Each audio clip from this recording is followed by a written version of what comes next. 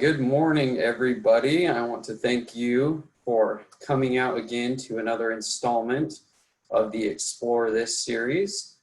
Today, my guest is Dr. Jennie Gubner. She is an assistant professor of music and, if I can say it right, ethnomusicologist out of the Fred Fox School of Music.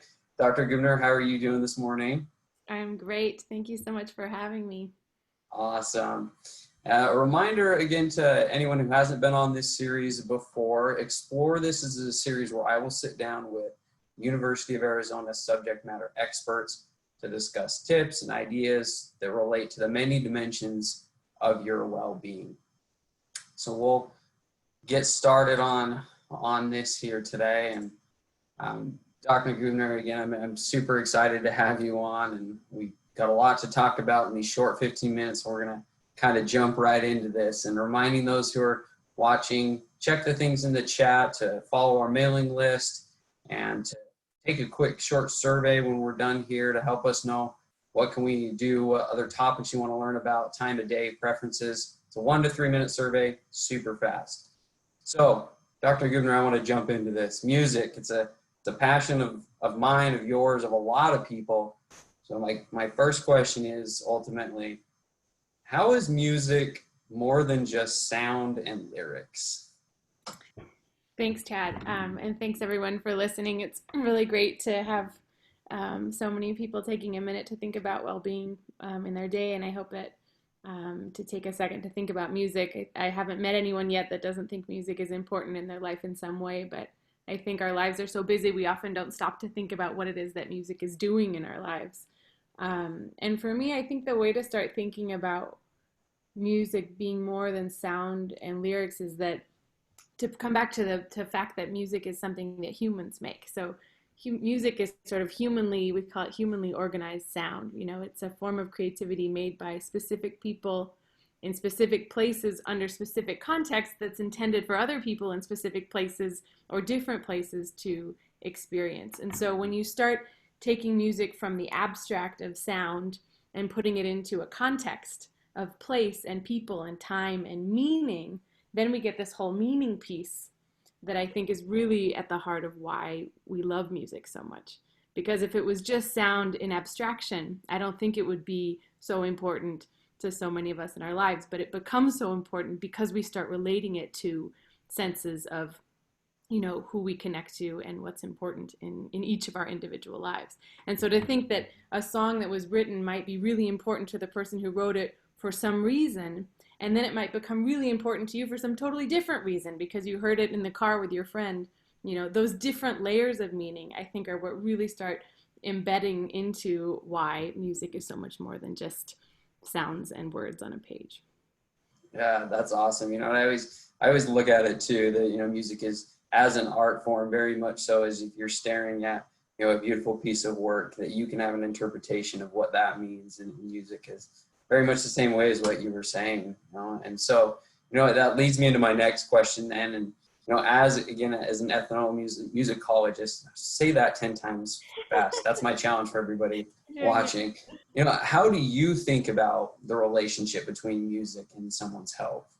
So maybe I'll just start by saying what ethnomusicology is because I know it isn't really common. It's not as popular as music in the world. Ethnomusicology is a study, the cultural study of music. So it really is this focus of the study of music in context of different cultural worlds, and not only cultural worlds as in one specific ethnic group, but also cultural worlds as in the culture of a school or the culture of a hospital or the culture of a church, right? Any way that we understand how is it that music is operating in the world and why is it meaningful and why is it so important. So that's what I spend my time, my professional time, thinking a lot about. I think that when we look at music in the context of health, sometimes there's a tendency to immediately medicalize, you know, that you think directly to music therapy, you know, oh, music fixes this or music fixes that or music is therapeutic. But I think music therapy is this rich and amazing field that has done and continues to do so much good work in the world. But as an ethnomusicologist, I think I'd take one step back from that and think, what is it that music already is doing in our lives that can be really health producing and health promoting, you know? and that you don't necessarily need to have a therapeutic degree to be doing things that can make yourself feel better or make others feel better through music. And that's an important distinction, because therapy is a training that we get in order to do specific therapeutic training. So I don't do music therapy because that's not what my background's in. But I do spend a lot of time thinking about what is it that music, how is it that I can encourage people to think and use music in ways that might bring out the best in them and in folks around them. And so I think that when I start talking to students, and I do a lot of work with older adults, but I like to tell people that for me, I think of these three frames. I think that music is something that connects us to ourselves very deeply, to our senses of identity. And that's one of the most important things about music, is that we hold it of, songs that remind us of who we are.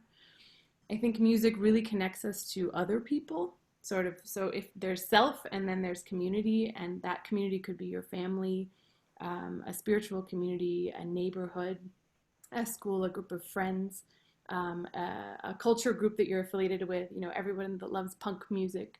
You feel connected in the world, and humans need that. We need to understand who we are to be well, and we need to understand who we're connected to, because we're social beings.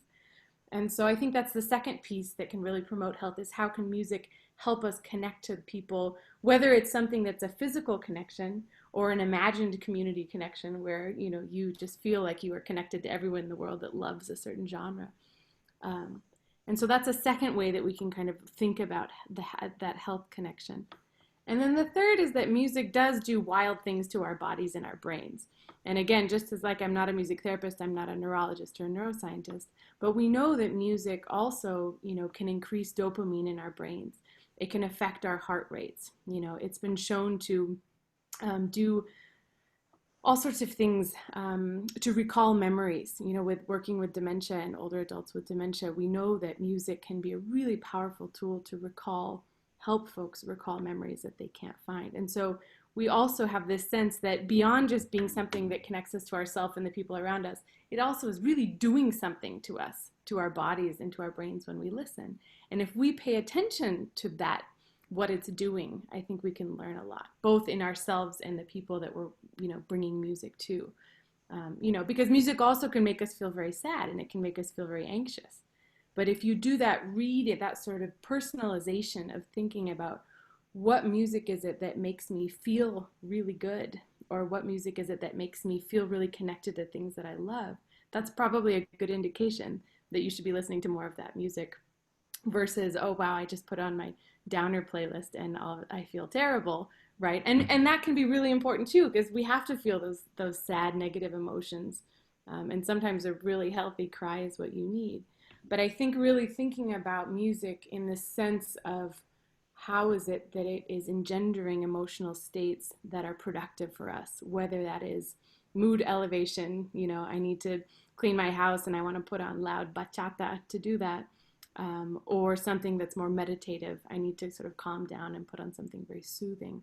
And so we can use music as our own sort of self-medication, if you will, in thinking about what is it that your body needs, and what is it that your body doesn't need, and sometimes it's what you don't listen to that can be healthy as well. Okay.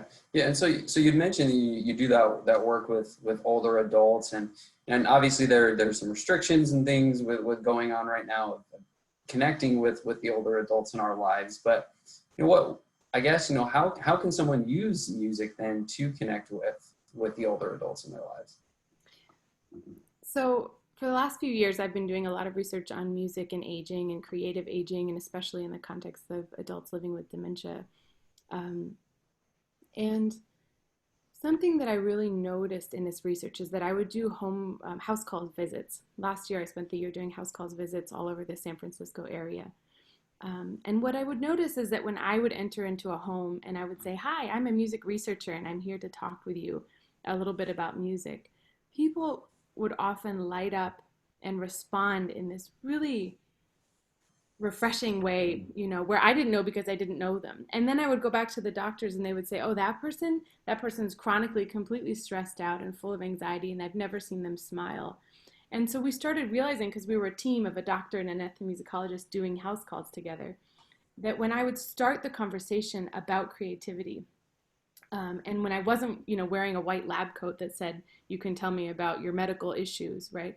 It would change the sort of mental chip of what people were thinking about in a way that was very healthy. This isn't to say that, there isn't that need for, of course, having someone that you can talk to about your biomedical needs, right? But that it was really powerful for us to notice how important it was when you started the conversation somewhere else. And so my suggestion is that if anyone listening has older adults in your lives that are, I'm sure in a lot of isolation and having a lot of anxiety, starting the conversation with, hey, I was thinking a lot about, music this morning. I was thinking a lot about old records and, what do you remember listening to? Or if you can kind of start the conversation on a different note, I think sometimes that can be a really effective way to just get someone into a different headspace, because old folks don't want to just think about being old all the time.